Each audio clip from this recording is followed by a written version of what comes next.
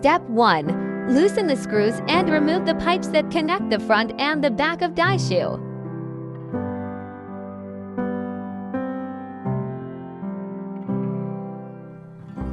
Step 2. Loosen the screws on the bracket and remove the die shoe.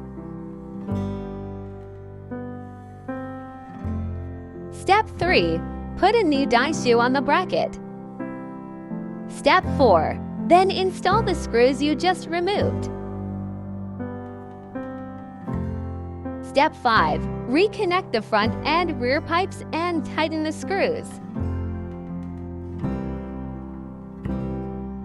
The die shoe is replaced successfully.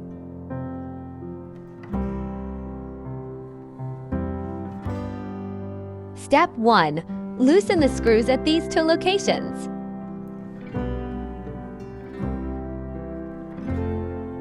Step 2. Adjust the die shoe downwards. The marking line will become thicker. Adjust the die shoe upwards. The line will become thinner. Conclusion. Loosen the lower screw and turn the upper screw clockwise to make the marking line thinner. Turn counterclockwise to make the line thicker. Thickness adjustment range 1 to 5 millimeters.